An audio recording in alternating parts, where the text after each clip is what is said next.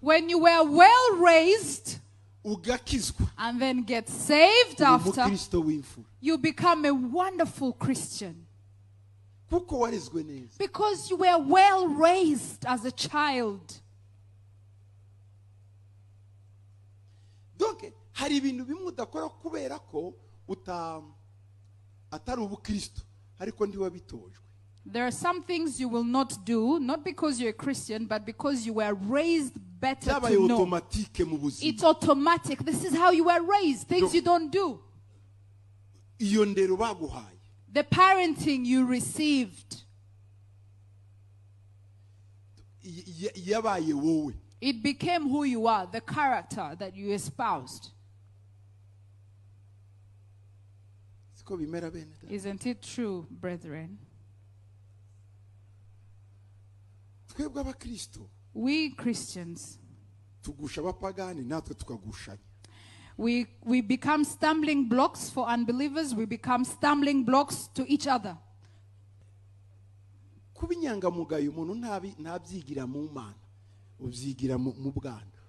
Integrity is not learnt in faith or in church. It is learnt first in your upbringing as a child. Gusimanigira amahirwe yakabiri hari igihe utaragize umuryango bibaho bose ntibagize imiryango hari abagiye basemberezwa batizwa hirya no hino gakorera kwa banyirasenge ukwezi kumukunda kajya kwa base wabo ukunda kajya kwa banyirarume donc ivyo byagiye bibaho kubera imibereho ntitwavuga kwabo nabo badafite amahirwe hari nabandi bakuriye mu miryango yabo ariko mama na se mama na papa we nabo batabitaho nibanyakwigendaho ntibabona papa rwana na mama buri munsi kandi barangiza umwe akabaregera undi mukiri abana b'imyaka 3 n'itanu ugakuriza kuregana nta kuntu nawe utazaregana ukuze donc ibyo ni ibintu abantu babamo byose.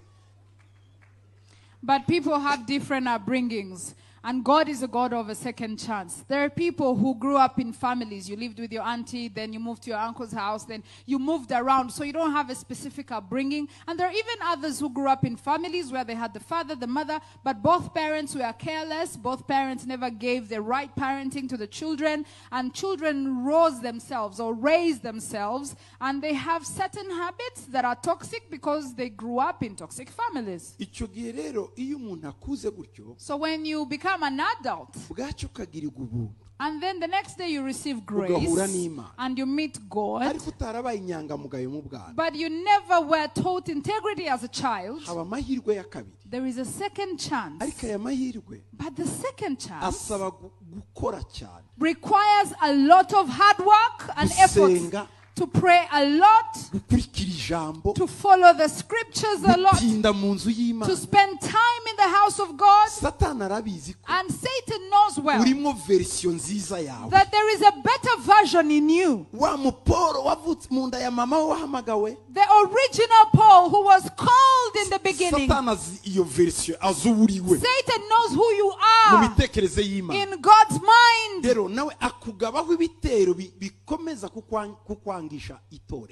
He will attack you to keep you outside the church, to cause you to hate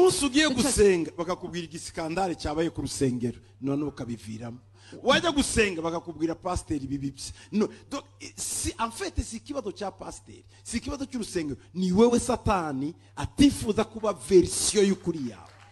So every time you want to fellowship, you want to get close to God, they tell you scandals requires a lot of hard work and effort. To pray a lot, to follow the scriptures a lot, to spend time in the house of God. And Satan knows well that there is a better version in you. The original Paul who was called in the beginning. Satan knows who you are in God's mind.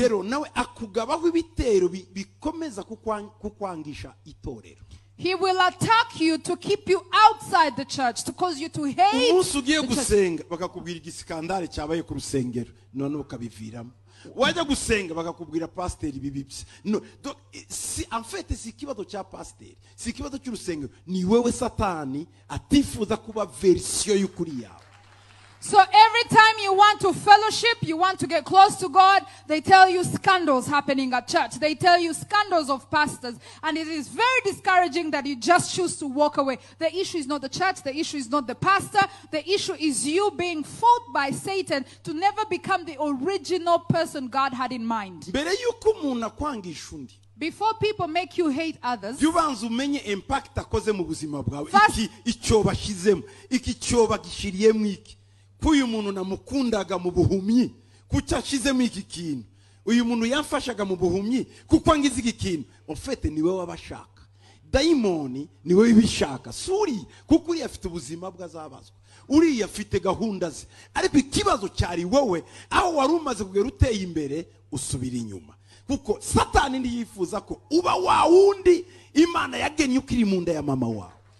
So when people cause you to hate others, you need to ask yourself first, what is the impact this information I'm receiving is going to have on my life, on my spiritual life, on my destiny? Because the issue is not the person at fault. The issue is what Satan, his demons want to do in your life. You were advancing and they cause you to backslide. Ask yourself, what is the impact of all this that I'm receiving, that I'm saying?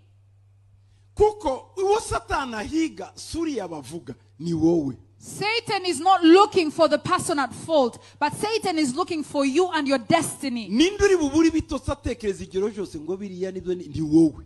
Who will not sleep at night wondering the scandals, wondering the faults? It is you, not the person. Nindutakaza mu mwuka ni wowe. Who will lose weight in the spirit? It is you. Nindutongera kwizera abantu kandi harimo abamarayika bamuzaniye umugisha ni wowe. Who will not trust people, yet some of those people are God sent for your life? It is you. Niyo mpamvu business y'abandi itajyanye nawe jyuyihunga kuko igamije kukwica wowe. That's why any business talking about other people, you should avoid, because the purpose is to destroy you. Rero kuko tuba dukuze tugakizwa dukuze. So, because we are adults and we get saved as adults, tugomba kugerageza gushaka Imana yacu atari yo mu bandi. We need to learn to seek our own God, not the corporate God. Tugomba kugushakisha Imana imbere muri twebwe, tukumva ijambo ryayo, tukagirana ubusabane nayo tutitaye kuba tuzengurutse n'abatubwira. We need to seek God, spend time with Him, seek His word, irrespective of the environment we're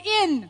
Uko rero ushaka Imana cyane, so the deeper you seek God, igenda isana izuho utahawe n'ababyeyi. The more He fills the gaps that your parents never filled. Imana igenda kugira inyangamugayo utigishijwe n'ababyeyi. God will make you a person of integrity, yet your parents never taught you that. Imana igenda ikuraho ingeso zimwe wigishijwe n'imitekerereze ye. God will remove some habits that you learned along the way. Ufite ikibazo. We have